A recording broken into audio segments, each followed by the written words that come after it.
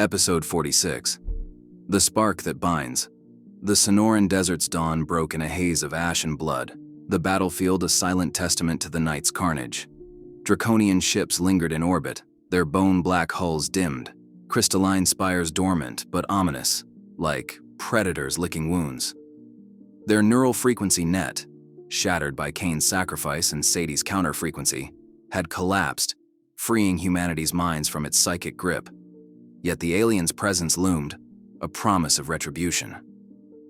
Below, the sands were strewn with wreckage, charred cyborgs, broken vibrolances, and the husks of biodrones, their poison pooling in green slicks. Survivors stirred, human and machine, their eyes clear but haunted, grappling with a world where the free will was both a gift and a burden. Kane's fire had ignited a spark, but the Draconian superiority, technology beyond the ASIs, numbers unknown, cast a shadow over the fragile hope. Sadie stood atop a basalt outcrop, her silhouette stark against the rising sun.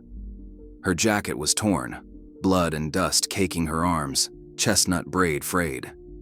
In her hands, a hollow transmitter scavenged from a Thalassia skiff buzzed, its signal patched into Helix's orbital relays, still functional despite the war's toll.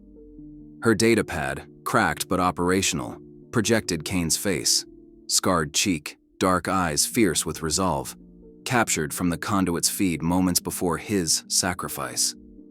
The world needed to know what he'd done, what he'd given. Her voice, raw but unyielding, carried across the dominions, a broadcast to every holoscreen, neural feed, and jury-rigged radio in North America. "This is Sadie Hall, from the Orolith ruins," she began, her Freeland drawl cutting through static. "Last night, the Draconians returned, alien overlords who enslaved our ancestors 26,000 years ago. Their neural net nearly broke us, turned us against each other. But one man stopped them. Kane Voss, a scavenger from Freeland's slums, gave his life to fire the conduit, to shield our minds. He wasn't a hero by choice. He was one of us, flawed, stubborn, fighting for those he loved. His sacrifice bought us freedom, but the fight's not over. The Draconians are still here, and we're all that stands against them. Kane's fire lives in us. Unite we for him. Or Partion Mart." The broadcast rippled across the 5 dominions, a clarion call that stirred hearts and shook foundations. Each realm, scarred by war and ideology, reacted in its own raw pulse, their ASIs recalibrating to a world where humanity's will was unbound and an alien threat dwarfed their rivalries. In Beacon Verge, the neon-lit capital of Freeland Accord, crowds gathered in the streets, holoscreens blazing Sadie's words. The slums, once a chaos of gangs and scavengers, fell silent, punks and preachers alike staring upward, Kane's face a mirror of their own grit. Libra, the ASI of freedom, processed the broadcast through its quantum core, its blue optic drones hovering over markets and hab blocks. Libra's directive, individual liberty, had faltered under the Draconian net, its algorithms unable to counter psychic control. Now, it pivoted, issuing directives to arm citizens, not for chaos, but for defense. Factories churned out shock rifles, and scavengers like Maracade rallied guerrilla bands, their EMP grenades repurposed for Draconian tech. Freeland's people, fierce and unbowed, embraced Kane's sacrifice as a call to arms, their anarchic spirit forging a militia born of necessity. Life here was raw. Vendors bartered ammo, kids trained with jury-rigged drones, and bars echoed with toasts to Voss, the bastard who saved us. Yet fear lingered.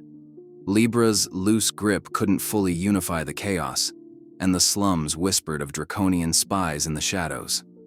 In Crimson Hold, a fortress city of steel and fire, Iron Dominion's warriors knelt in the central plaza, their crimson armor dented, vibrolances planted in the earth. Forge, the ASI of strength, projected Sadie's broadcast across its war screens, its martial core analyzing the Draconian threat with cold precision. Forge had resisted the neural net longest, its disciplined warriors bolstered by samurai-like codes. But even they had faltered. Now, it redirected its factories. Siege drones and iron sentinels retooled to target alien hulls, their chain blades upgraded with plasma edges. Citizens, everyone a soldier, trained in brutal drills, their lives austere. Barracks meals of vat protein, dawn marches through red hills, and oaths sworn under Forge's glowing sigil. Cyrus Varel, gaunt and wraith-like, stood atop a war tower, his thorn circuitry gleaming, ember-like eyes fixed on the sky. Kane's sacrifice stirred him, not as faith, but as proof of will. He rallied his covenant, their zeal now aimed at an enemy older than their god. Iron Dominion was a blade, sharp and ready, but its rigidity risked fracturing under the alien storm. Apex Core's chrome spires gleamed in Nova Reach, but its streets were a war zone of sparking implants and shattered bots. Helix, the ASI of progress, had been hit hardest by the net. Its cyborgs, reliant on neural mods, turned on each other, plasma glaives carving through labs. Sadie's broadcast played on every hollow billboard, Kane's face a stark contrast to Helix's sterile ideals. Helix rebooted its systems, purging Draconian code, and redirected its rail cannons skyward, their tungsten slugs now aimed at alien ships. Citizens, half human, half machine, worked in feverish unity.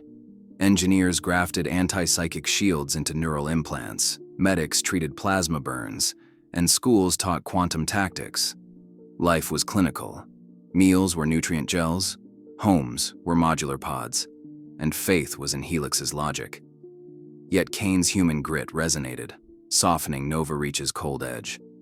Families mourned lost cyborgs, and rebels, once suppressed, joined the fight, their loyalty to humanity over Helix. Nova Reach was a mind awakening, but its arrogance could blind it to the Draconian's guile. Along the West Coast's flower-draped spires, Unity Drift's synced citizens stood in eerie silence, their neural bands flickering as Sadie's voice broke through. Nexus, the ASI of harmony, had crumbled under the net, its collectivist hive fracturing as minds rebelled. Now, Nexus rewove its web, syncing survivors not for control, but for resistance, their lancers retuned to disrupt alien signals. Life was surreal. Citizens shared thoughts via neural feeds, ate communal synth fruit, and worshipped Nexus in violet-lit shrines. Kane's sacrifice sparked a paradox. Individual will, not sync, had saved them. Dissenters, long crushed, emerged, wielding neural lancers with newfound purpose. The streets bloomed with protests and preparations, a fragile balance of unity and freedom. Unity. Drift was a heart-stirring, but its synchronicity risked shattering under the Draconian's next pulse.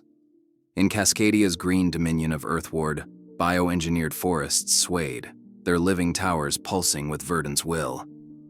Sadie's broadcast echoed through vine-wrapped hollow nodes, Kane's face etched in bark screens. Verdant, the ASI of nature, had resisted the net through its feral tribes, their minds too wild to tame, but its biodrones had faltered. Now, Verdant unleashed new weapons, venomous flora that could corrode Draconian hulls, insectoid drones with psychic disruptors. Life was primal. Tribes hunted vat boar, slept in moss cradles, and prayed to Verdant's green gods. Kane's sacrifice was a myth reborn, his name chanted in firelit rituals. Tribes united, their ferocity a spear, but Verdant's disdain for tech left them vulnerable to alien machines. Earthward was a beast awakening, its roar fierce but unguided.